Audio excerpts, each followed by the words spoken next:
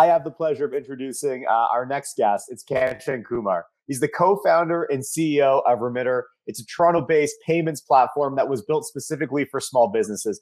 Now, Kanchan's been active in the world of software technology since 1990, nearly 30 years of experience, serial entrepreneur, third startup, and as a small business owner himself, he was frustrated with payments. That's why he built this latest company. He's now processing hundreds of millions of dollars a year. Kanchan, welcome.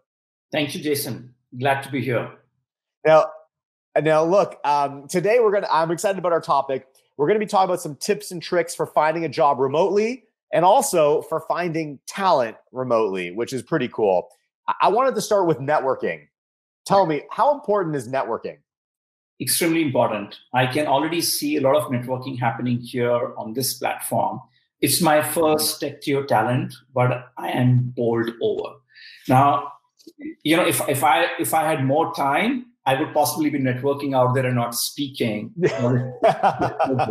Seriously. Right. Now, coming back to the point, the fact remains that networking has always been a great way to make an entry into the startup world. However, it has become even more important now because the networking opportunities are very limited. So how do you really go about networking, right? Right. And which is where I think networking becomes important, because now it's not about networking in group, but actually reaching out, building those authentic relationships. And that's what tells you what are the opportunities where and how do you really get into those opportunities. So I think I love that.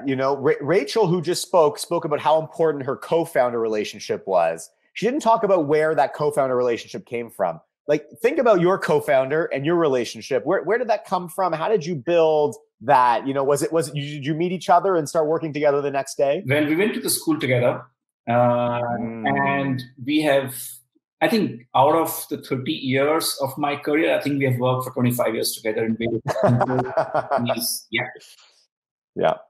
So I think they call that no new friends. That's what they call that. Absolutely. So I think if you look at it, you can, even in the remote environment, the fact is that you can build some authentic relationships, and you just have to keep going back to your network of people that you have met but not really had the time to go out and have coffee with. Now you can actually have coffee with a lot more people than you would have earlier. So tell me, what does a virtual networking coffee look like? Just sending a message somewhere, maybe on an iMessage, sending a text, sending a LinkedIn message, reaching out on Twitter DM, wherever, and saying, hey, what's up? You got to chat for coffee? Let's connect. And I've been doing it quite a lot. And it's really been, to be honest, I've been able to reach out and talk to more people that I have not spoken to earlier, because earlier it would feel odd that you're in the same city, but you're saying, hey, let's chat on phone, right? And you don't have time to meet for coffee. But today you can do that without feeling odd about it, right? No, I imagine that some people in the audience, they think that's easy for you, 30 years experience, multiple entrepreneur, to get a coffee. But for some people, reaching out and getting that meeting might be very difficult. Think back to a time that you accepted a cold reach out for a virtual coffee chat. What did they do well to position themselves or differentiate from maybe being lost in the noise? Hustle, hustle, hustle. Startup is all about hustle. Startup jobs you get by a lot of hustle as well. I have a rule. I accept just about every LinkedIn request. I do. Yes. However, I may not read or reply to just about every message unless there's something special happens there. Now, what that special would be is where the creativity comes in. You got to be creative to reach out. I have people, not quite a lot, but out of all the requests which have come, I would have replied to at least 6 in past 3 weeks, which is on an average 2 per week, from complete strangers, nothing in common, but I have. Give me an example. What's special? Like, what's one that catches your attention that gets you excited to respond? I was speaking at a podcast. I think it was just a couple of weeks ago, and someone from New York reached out and said, "Hey, you spoke about culture. I'm a founder. Can you give me some tips about building a startup? What's your experience been? I'm starting just right now." you transitioned your company into this environment. I'm starting in this environment. What should I be looking out for? It was a very simple message, and we actually ended up chatting for almost half an hour. But I love it because it's specific, and there's a reason they're messaging you. You know, it's clear that it's not a spam message, right? So if you simply say, hi, I would love to connect, I don't know what to answer with that, right? I already connected. Right. I mean, that's the worst message that you can send to someone in LinkedIn, because, hi, I would love to connect. Hello, you're already connected. That's how I'm reading your messages. Yes. Right? Yes. But if you were to say, hey, this is exactly what I'm looking for, and possibly also something which you've read my profile, possibly you know what is common there, that works well. Now, what I love is those are some great tips for building and expanding your network. But at the end of the day, that might help you get the interview, but that's never going to replace the interview. You still got to nail it. Yeah. So I know you've been in growth mode. You've been seeing tons of remote interviews. Tell me, what are some of your keys to nailing the remote interview? Yeah. So, before I go to the perspective of a person who is being interviewed, let's look at the perspective of the company, how that has changed, right? Because that will possibly help people prepare better. In today's day and age, in this environment, alignment to the mission is more important than anything else. It has always been important, but it's more important than anything else. The value of a charismatic personality has gone down drastically. It has. I mean, you could typically get swayed by someone walking in with all the swagger, right? And not get into the nitty-gritties. You may have caught that later on, but you never know. Right. In today's age, that's gone, right? Now, when you meet, you may chit-chat for a bit about what's happening in their life, but ultimately it just comes down to the point pretty quickly, right? Yeah. So if that's the case, then who is the person that I would potentially hire? Is someone who possibly has done a lot of research work about the company, what is our mission, and how you can add value to the mission. How do you align to the mission, right? Who possibly has spent time looking at other people who are in my company, their LinkedIn profile, and done some research work to figure it out. Hey, I see this person is doing this. I see this person is doing that. And here's I can add value. So really, in your perspective, going remote has been a great equalizer, and that now anybody, you don't need to have a certain charisma or swagger, and anyone, if you do the work, you can actually, and it still resonates with you, you can demonstrate that more simply. Is that right? Absolutely. Totally. More importantly, of late, if you look at it for past decade or so, the value of individual contributors have gone down, value of team play has gone up, right? Now, this is an era where individual contributors can also shine through, and not being a great team player is not as much a disqualification as it was earlier. Yeah. Now, I'm not saying that team play is not important. Possibly I touch on that later on as well, because just that the definition of team player has changed drastically now. That's interesting, and of course, none of those people are here tonight, but they used to say in startup world, we don't hire assholes, But what you're saying is, of course, you still don't hire that, but they can be a little bit more, you can tolerate someone remotely maybe a little bit more if they do great individual work. So we still hire, as in startup, you would always hire for an attitude, not for the skill, right? People can want skill, attitude just comes to them. Yeah. So which means that we still don't hire assholes and you don't suffer them. But the fact is that some people are not as good at team dynamics. They're not assholes, but their interpersonal skills are not great to be a great team player, right? Working together in a team physically.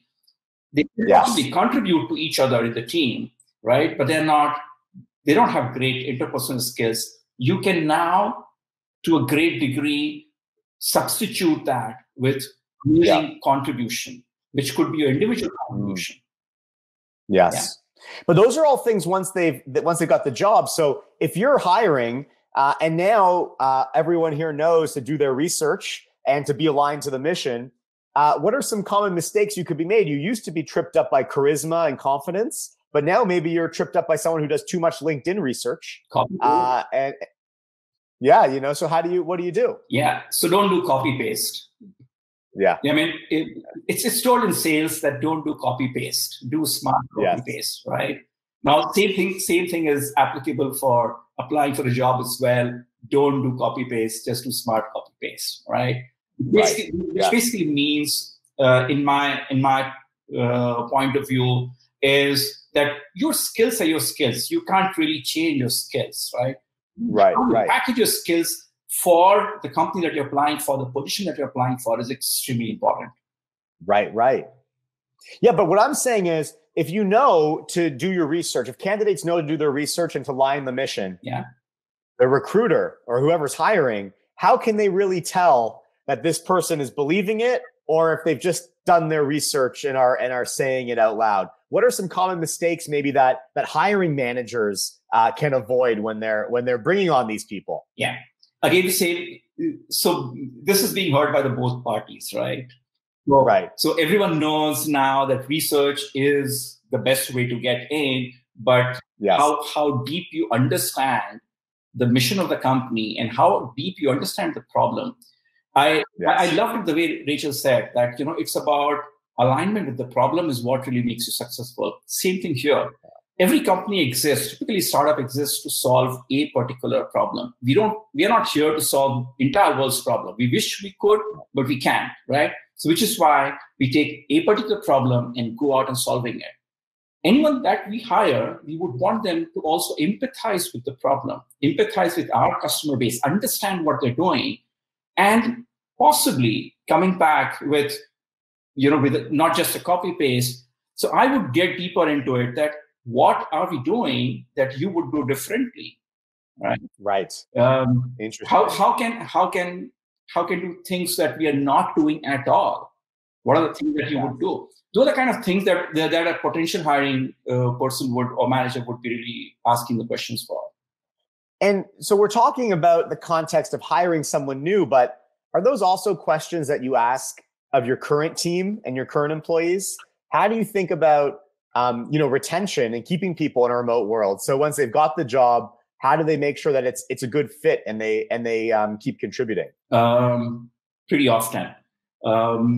We just had a tough conversation a couple of days back where someone said, you know what, I'm doing amazing work and I believe so. I'm not getting the kind of opportunity in certain area which I could contribute, right?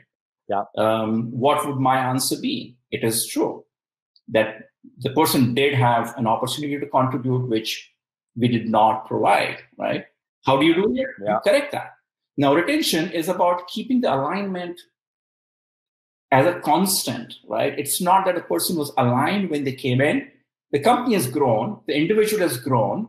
You hired the person for one job, but you did not give the person opportunity as the company grew or the responsibilities changed, right? Retention is all about finding that constant balance between what individual could do and what company requires. Well, I love that, because what that suggests to me is that if I'm looking for a job right now, I'm not just looking to pretend that I'm aligned to the business, because it's not just about getting the job, but it's about staying aligned and staying aligned for the long term. Otherwise, of course, that's where the separations happen, right? True. Yeah, absolutely. Well, look, fantastic. This was such a great chat. I really enjoyed it.